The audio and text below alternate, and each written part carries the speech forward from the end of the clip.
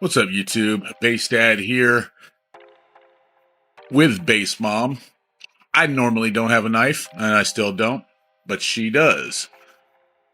So she's going to open this package for us. I think it's pretty clear what's inside. We have a Amazon amplifier that's called a DR Double Rock. I'm guessing that means Dr. Double Rock or something like that. I'm not real sure. Don't know really what that means. It's kind of a stupid name. I think my biggest gripe with this amplifier is the name. I like the box. It actually looks like they put a little effort into the box. It kind of looks Marvel-y. And you guys know how much I like comic books and stuff like that. You can see it's rated at 2,000. I do like that. There's no max power on it. 2,000 watts is what it says, and that's what the name is. So something they borrowed, it looks like, from Down for Sound. Maybe Down for Sound wasn't the first ones to do this. I don't know, but it looks like the Down for Sound packages, they always have the ends of the amplifier illustrated on the outside of the packaging. I like the packaging on this amplifier. It's nice. And then on the bottom, there's a picture of the amplifier, as well as some stuff there. I think like a warning, and then some other illustrations. So it's a nice package. A+ on that. Then you can see that it's packaged really nice on the inside, a lot of protection. And they even went to the trouble of putting their logo on the cellophane, on the wrapper of the amplifier. Everything looks good. It's a big amplifier, but it's not very wide. It's just very long. They did go the extra mile with the logos on the plastic. And it may have cost me a little extra, but I like it. I do. But I don't like the name, so there's that too. I don't really like the name, but I do like the logos on the package. It's kind of like the shoes match the belt type thing.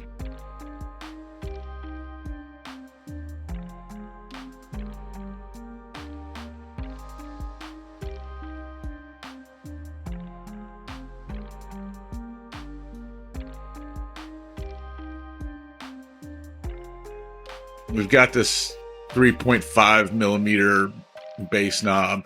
And I don't hate them, but I don't love them either. I'd rather see the phone jack style or the Cat 5 cable kind. Those are not my favorite.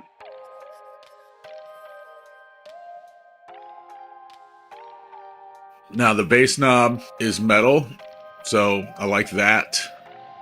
It's a no-nonsense bass knob though. There's no clip light, there's no power. Not really anything, just the potentiometer, which feels good. It is a good feeling potentiometer. It turns easy, and just has that kind of quality feel to it. It's also lacking a few things, but you've got to keep in mind, this is only a $176 amplifier. Comes with a user's manual, shows you how to wire up some speakers, some warranty stuff, and some troubleshooting stuff, and it works for a few of their amplifiers.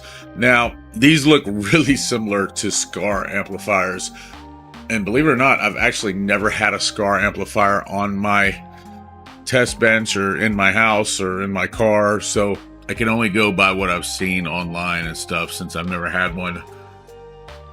I don't dislike this amplifier though. If I didn't know it looked like a Scar, I'd say it kind of has a style of its own. It does come with an owner's manual. Looks like it covers several different amps in that.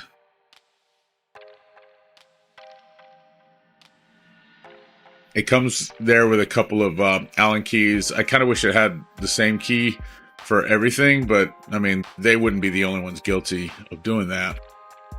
But what I was saying about Scar is this looks a lot like a Scar amp, and like I said, I haven't had a Scar to compare it with, but I've seen them, and it looks really a lot like that, and a lot of people are saying that it looks like that.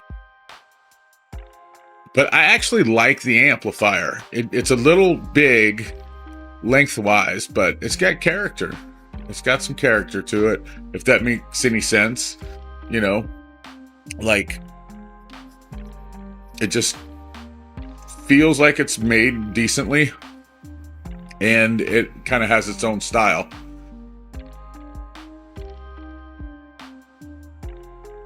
So you can see how wide it is. It's not even as wide as my hand, but it's super long. So long and skinny.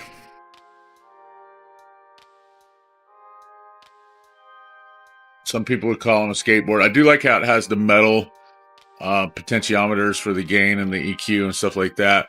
I don't like the RCAs. Those bent really easily, and later on in the test, they were kind of messed up. I don't know. They look fine here, so obviously something hit them, but we were not rough with this amp. We weren't crazy with it or anything, so that's something to definitely watch out. If you order this amp, be very careful with the RCA jacks. It's so much easier to use the Tiffany ones. I mean, it might cost a couple of more bucks, but they work a lot better. As you can see, there's something stuck in the fins of the heatsink there. What had happened was their little do not eat package opened up.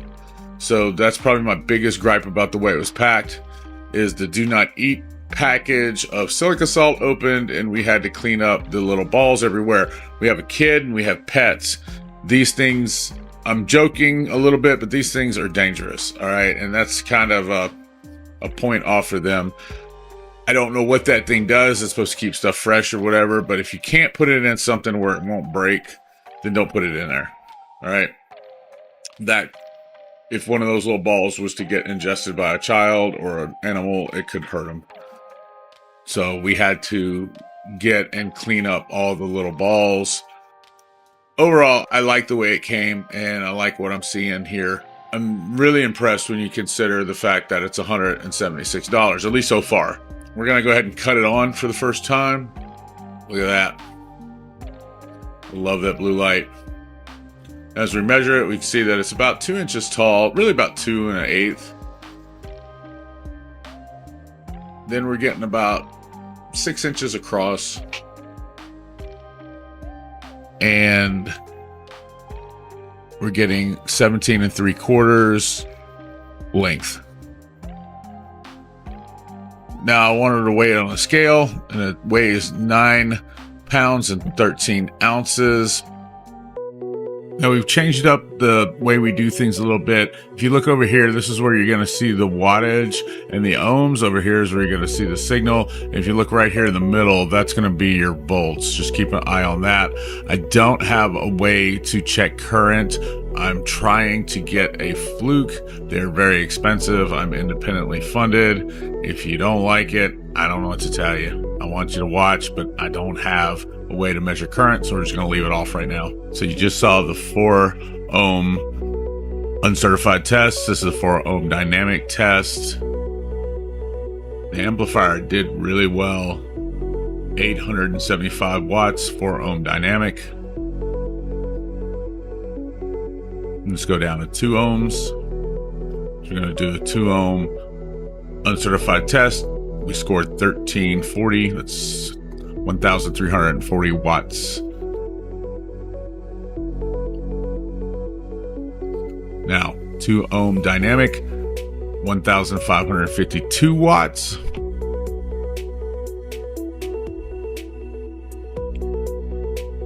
And for the 1 ohm uncertified test, 2,559 watts, which is well over what it was rated.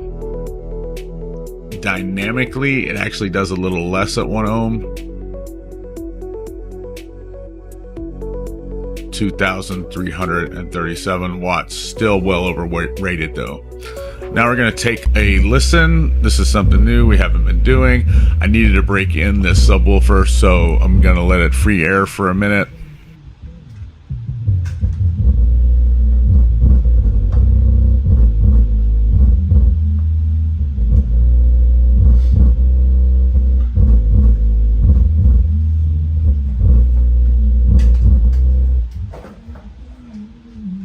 The amplifier is really moving that subwoofer, as you can see.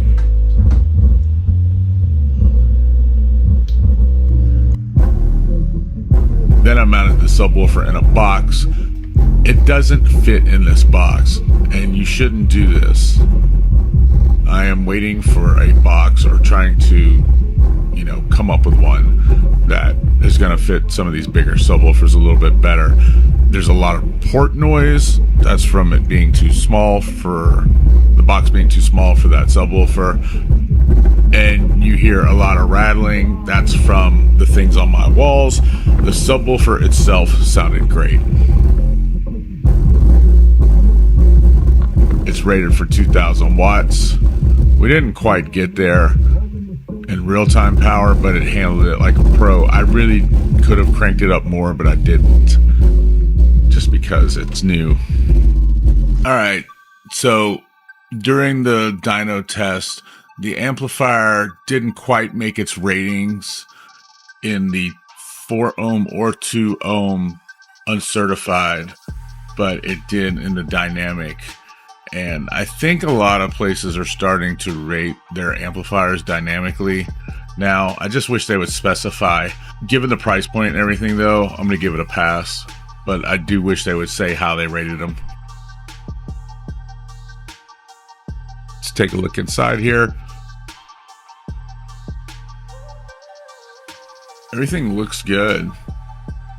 Again, especially for the price point. I definitely would have to say that this looks a lot like a Scar amplifier. We can see through the thermal camera that it did get pretty warm there running the Slaps audio sub. The Seek thermal camera says 140 is the hottest, and that's right around those coils there. That's pretty warm for the amount of time that I was running it. Probably 20 minutes maybe. So you may not want to hide this anywhere or put it under anything. That also may have something to do with why it didn't do as well dynamically at 1 ohm. It may have been warm. Just a thought. Don't know that for sure. Guys, overall though, I think it's a win. I know I've said I liked it a couple of times, but I do like it. At $176, it just can't be beat. I like cheap things to be cheap. I actually prefer probably more expensive amplifiers. That's my opinion. But if it's gonna be cheap and made cheap, then it should cost us cheap. And this one right here will get you lots of bass for little bits of money. If you wanted to buy that Slaps subwoofer and this amplifier, you could get them both for altogether for under $500. My point is that you can actually have some decent bass for under 500 bucks, and that's crazy. So far, this one is winning in my competition. 5 amplifiers under $200 that do over 2,000 watts or over. So 5 amplifiers under $200 that do 2,000 watts or better. This is the first one I've done, but it is ahead right now until next week when we do the Recoil 2500.1D and see if it can unseat the Dr. Double Rock as the champion. Guys, make sure that you are subscribed. I am verified on all accounts, so you'll know if you're talking to me. The Dr. Double Rock amp, I think it's a win. You can't go wrong by buying it. Just remember though that it is a less expensive amplifier, so treat it carefully, as you should with even all amplifiers, even more expensive ones. Treat them carefully and just enjoy them. Guys, it's been a pleasure. My name is Jeff Moreland. This is Bass Dad Reviews. As always, you can watch more of my videos right now on YouTube.